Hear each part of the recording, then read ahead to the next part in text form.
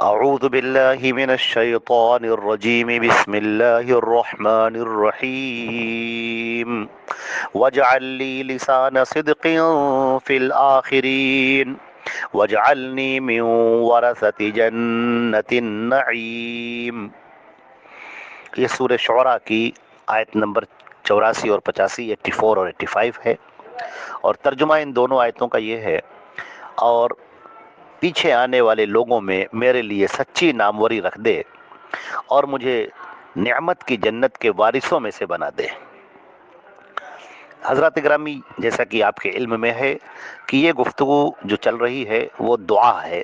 حضرت ابراہیم علیہ السلام اپنی رب کی بارگاہ میں جو دعا کر رہے ہیں یہ وہ دعا ہے. اب یہاں پر ایک جو دعا یہاں پر کی جا رہی ہے وہ یہ ہے کہ اے میرے پروردگار، جو بعد میں آنے والے لوگ ہیں ان کے درمیان میری سچی ناموری رکھ دے. لسان کہتے ہیں یہاں پر زبان کو، اور یہاں پر مراد اس سے تعریف ہے کیونکہ وہ زبان سے کی جاتی ہے.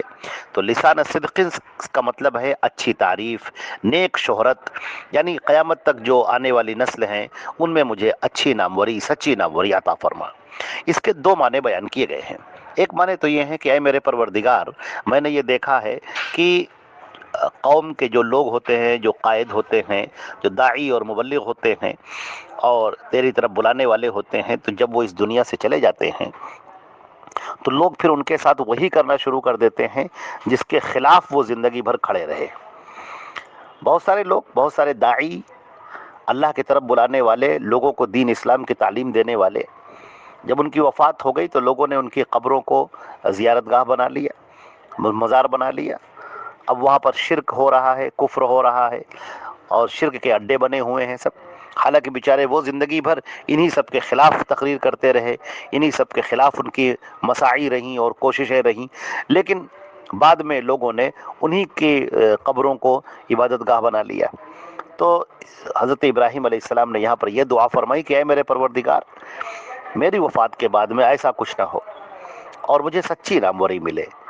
یعنی یہ سارے کام جو شرکیاں ہیں اور کفریہ کام ہیں، یہ ساری چیزیں وہاں پر نہ ہونے پائیں، اور میرا تذکرہ اس طور پر نہ ہونے پائے کہ وہ ان سب چیزوں کی طرف بلانے والے تھے، وہ ان سب چیزوں کی طرف دعوت دینے والے تھے.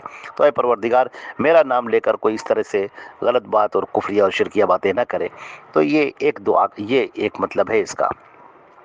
دوسرا مطلب یہ بیان کیا گیا ہے کہ حضرت ابراہیم نے یہ دعا کی کہ اے میرے پروردگار، بعد کی جو آنے والی نسلیں ہیں ان میں مجھے شہرت حاصل ہو، ان میں مجھے نام حاصل ہو، اور اچھے طریقے سے میرا تذکرہ کیا جائے.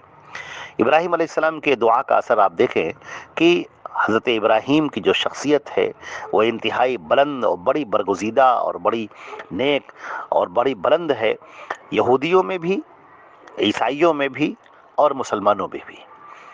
ہم مسلمانوں کا تو معاملہ یہاں تک ہے کہ ہم جو درود ہمیں سکھایا گیا ہے تو اس کے اندر کما صلیت علی ابراہیم اور کما بارکت علی ابراہیم کا ہم ذکر کرتے ہیں. تو حضرت ابراہیم پر جو ہے درود و سلام بھی بھیجنا ہے، وہ بھی کرتے ہیں جو اللہ کے نبی صلی اللہ علیہ وسلم نے ہمیں سکھایا ہے. تو اس طریقے سے حضرت ابراہیم علیہ السلام کا نام بلند ہوتا ہے. اور اس سے یہ بھی بات پتہ چلی کہ اگر کوئی اچھی خواہش رکھتا ہے کہ مجھے اس طور پر جو ہے ذکر کیا جائے میرا کہ جس کے ذریعے سے خیر پھیلے، لوگ تذکرہ کرے، اس کی نیکی کا تذکرہ کرے، تو اس میں کوئی حرجہ نہیں ہے، یہ کوئی گناہ کی بات نہیں ہے، یہ کوئی ریاکاری نہیں ہے. اللہ تعالیٰ سے دعا کرنا کہ میرا اس طور پر تذکرہ ہو کہ لوگ مجھے اچھا سمجھیں، غلط نہ جانیں، سچا جانیں. میری جو دعوت ہے وہ دعوت لوگوں میں پھیلے، لوگوں میں بات آئے تو یہ کہا جائے کہ بھائی ابراہیم کی کیا دعوت تھی، ابراہیم نے کیا دنیا میں جو آئے اور جو نبی بن کر آئے، رسول بن کر آئے، تو انہوں نے کیا تعلیمات دی ہیں، کیا انہوں نے کام کیا ہے. تو لوگ پھر بتائیں کہ انہوں نے توحید کی تعلیم دی. لوگ پوچھیں کہ بھائی توحید کیا ہے، پھر توحید کے بارے میں بیان کیا جائے. لوگ پوچھیں کہ ابراہیم نے کیا تعلیم دی، تو لوگ کہیں کہ بھائی سچے بننے کی تعلیم دی، اچھائی کی تعلیم دی، نیک بننے کی تعلیم دی. اور پھر لوگ اس کا چرچا ہو اور اس تعلیم کا تذکرہ ہو، اس دعوت کا تذکرہ ہو، لوگ نیک بن جائیں، توحید پر آ جائیں، سچائی پر آ جائیں. تو یہ ایک اچھا کام ہے، اور اس کی تمنا رکھنا، دل کے اندر یہ تمنا رکھنا، یہ کوئی بری بات نہیں ہے، یہ کوئی ریاکاری نہیں ہے. اللہ رب العزت سے اس کو مانگنے میں اور اس کو طلب کرنے میں کوئی بھی حرجہ نہیں ہے۔ اور جیسے کہ ایک نبی کریم صلی اللہ علیہ وسلم نے یہ بات بھی فرمایا ہے کہ من سن فی الاسلام سنتا حسنہ فعمل بها بعدہ کتب له مثل اجر من عمل بها ولا ينقص من اجورهم شیء۔ یہ مسلم شریف کی روایت ہے کتاب العلم میں۔ تو جس کا ترجمہ یہ ہے کہ جو شخص اسلام میں کوئی اچھا طریقہ جاری کرے پھر اس کے بعد اس پر عمل کیا جائے تو اس کے لیے ان لوگوں جیسا اجر لکھا جائے گا جو اس پر عمل کریں گے، اور ان کے اجروں میں کچھ کمی نہیں ہوگی۔ اس کا مطلب کیا ہے کہ ابراہیم علیہ السلام کا جو تذکرہ ہو رہا ہے، ان کی توحید کا تذکرہ ہو رہا ہے، ان کی عبادت کا تذکرہ ہو رہا ہے، اور ان کے پیغام کا تذکرہ ہو رہا ہے، تو اس کو سن کر بہت سارے لوگ ہیں جو اس کو اختیار کریں گے اور اس کو لیں گے، اس طریقے پر چلیں گے۔ تو جب وہ اس طریقے پر چلیں گے تو اس کا ثواب حضرت ابراہیم علیہ السلام کو بھی ملتا رہے گا۔ تو معلوم یہ ہوا کہ آدمی کو چاہیے کہ خیر کو پھیلانے میں اور خیر کو لوگوں کے درمیان عام کرنے میں انتھک کوشش کرے، اور اللہ سے دعا بھی کرے، اللہ رب العزت سے دعا بھی مانگے اور اس کے لیے کوشش بھی کرے، تو یہ ایک اچھا مومن ہوگا، سچا مومن ہوگا، اللہ کی نگاہ میں بہت معزز ہوگا۔ ہماری آپ کی زندگی بہت تھوڑے دنوں کے لیے ہے، چند دنوں کے لیے اس دنیا میں ہم لوگ ہیں، اور ایک نہ ایک دن اس دنیا کو چھوڑ کر ہمیں چل دینا ہے۔ جب بھی ہمارا وقت پورا ہو جائے گا ہم چھوڑ کر چل دیں گے۔ تو ہمیں چاہیے کہ ہم اس بات کی فکر کریں کہ ہمارے جانے کے بعد نیکیاں چلتی رہیں، صدقہ جاریہ چلتا رہے، ہم کچھ ایسا کام کر کے جائیں جس کا ثواب مرنے کے بعد بھی ہمیں ملتا رہے۔ یہ صدقہ جاریہ ہے۔ یہ صدقہ جاریہ علم کی شکل میں بھی ممکن ہے، پیسوں کی شکل میں بھی کچھ آپ نے ایسا کام کرا دیا، کوئی مدرسہ بنا دیا یا کسی کی تعلیم کے اوپر خرچہ کر دیا، یا اس طرح سے کوئی نیک کام آپ نے کر دیا کہ آپ تو دنیا سے چلے گئے لیکن آپ نے جو کام کیا تھا وہ کام چل رہا ہے، اور جو کام چل رہا ہے تو آپ کو اس کا ثواب بھی ملتا رہے گا، وہ رجسٹر آپ کا بند نہیں کیا جائے گا۔ باقی سارے اعمال انسان کے منقطع ہو جاتے ہیں، لیکن یہ جو صدقہ جاریہ ہے آپ کا، یہ چلتا رہے گا۔ تو ہمیں چاہیے کہ اس بات کی ہم فکر کریں۔ اسی طرح نیک اولاد، ہم اپنی اولاد کی اچھی تعلیم و تربیت کریں، توحید پر انہیں پروان چڑھائیں، اللہ کا مطیع اور فرما بردار بنائیں، اپنے نبی حضرت محمد مصطفیٰ صلی اللہ علیہ وسلم کا سچا اور فرما بردار بنائیں اور امتی بنائیں، اچھا امتی بنائیں۔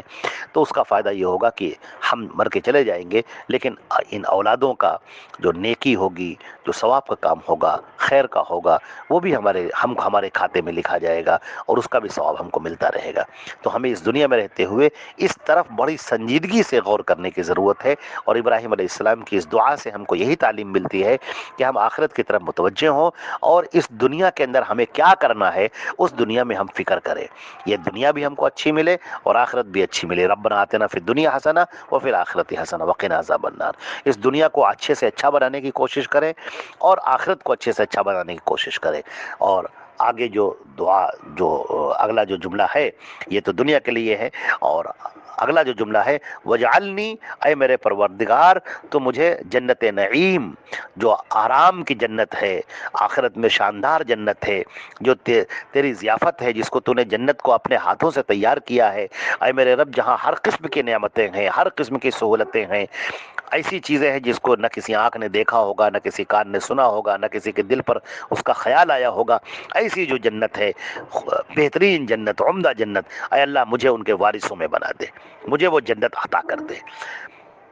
تو اللہ رب العزت سے دنیا بھی مانگنا اور آخرت بھی مانگنا۔ ہمارے نبی صلی اللہ علیہ وسلم اکثر ربنا آتنا فی الدنیا حسنہ وفی الآخرۃ حسنہ وقنا عذاب النار یہ آپ پڑھا کرتے تھے کہ اے اللہ دنیا بھی مجھے اچھی عطا فرما اور آخرت بھی اچھی عطا فرما، اور اے اللہ جہنم سے ہمیں محفوظ رکھ، جہنم سے ہمیں بچا لے۔ تو یہ دو آیتیں ہیں جو ہم نے حضرت ابراہیم علیہ الصلوۃ والسلام کی دعا ہے، اور ابھی یہ دعا جاری ہے، ابھی اور بھی چیزیں آئیں گی انشاءاللہ، تو اس کو بیان کیا جائے گا اللہ نے چاہا تو۔ السلام علیکم ورحمۃ اللہ وبرکاتہ۔